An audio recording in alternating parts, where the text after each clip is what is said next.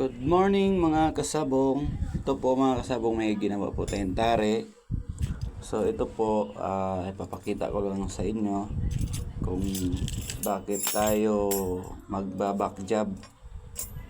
Ito po, ito pakita ko sa inyo yung kaibahan ng paghinang, kung papasa o hindi. Kasi kung maganda ang pagkahinang o hindi. Ito, ganito po yung pag-check natin yan. Yan, nakikita nyo yun. Punong-puno ng tanso. Yan, oh. Walang kaawang-awang. Yan. Yan, sa kabila. Yan. Tapos yung itong dalawang to, ito po. Hindi po to po pwede dahil mahina yung pagkahinang niya. Ganito po, yan. Yan. Pag ganito, may ganito siya, yun, para doon sa mga maker, mga baguhang maker. Huwag nyo siyang, huwag nyo siyang pabayaan na ganito. Yan, oh. Yan, nakita nyo, parang may tuldok. Pero wala siyang butas. Nakikita nyo, parang nakalubog yung tanso. Yan. Pag tinusok mo yan, may butas yan. Yan. Yan ang cause na nababali yung tare dito. Natatanggal. Dito. Maaring ito dito, kasi walang laman, maaring bibigay itong dito. Yan. Maaring bibiakto rito. Yan. Mapuputol. Dito. Kasi wala siyang puwersa dahil nga walang laman to. Yan, oh. Yan. Yan. Bali dalawang klase ito.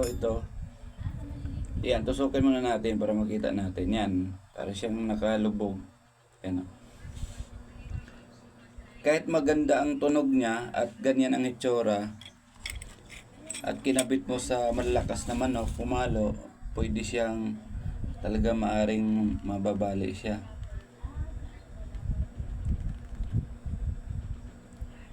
Yan. Hindi kasya, palitan natin. Hindi makapasok. Patulisin muna natin itong dulo nito para kumasya doon. Yan, ito na pinatulis natin. Yan. Kapitan natin ang camera. Yan. Ito.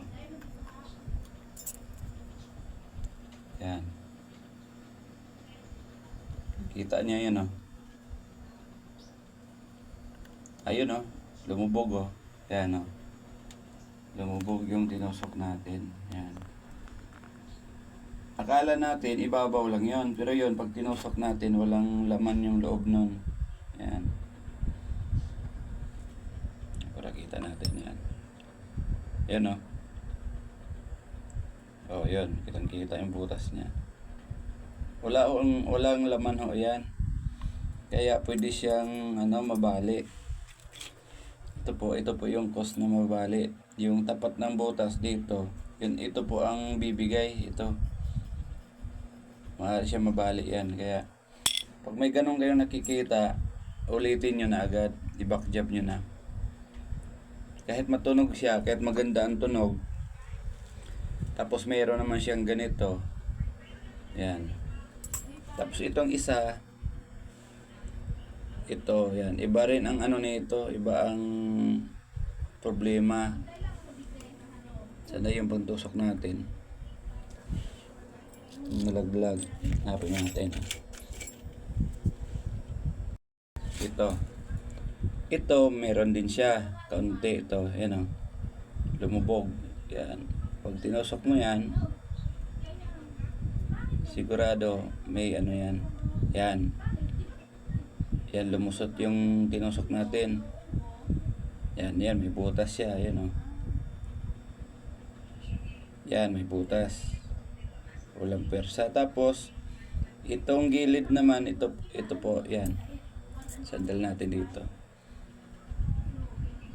Ito, yan, napapansin nyo, itong gilid na to, yan. Walang laman din yan, ito. Yan, ito yung gilid na yan na nakikita natin. Ibig sabihin, hindi yan nagkalaman ng tanso, ito.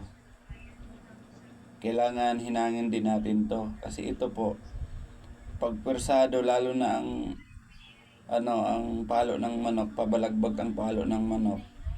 Ito, talagang ito ang pwersado. Bubuka po yan. Bubuka, tapos nakaganito pa siya, lalong matatanggal. Yan. Kaya pag mayroon kayo nakikitang ganito, huwag nyo hong pabayaan. Ito po, yan. Kasi ito po, naranasan ko na po to nung, nung baguhan pa lang ako, yan. Ang akala ko okay lang yan, pero nung ginamit, bumuka po yan. Bumuka siya. Tapos ito, matatanggal na itong talim niya. Yan. So, yun lang po mga kasabong doon sa mga tare maker. So, yung yung mga nag-order din ng tare, pag may nakita kayong ganitong sitwasyon, yun, pwede nyo naman ibalik doon sa maker na ipapagawa nyo ulit, ipaayos nyo. Yan.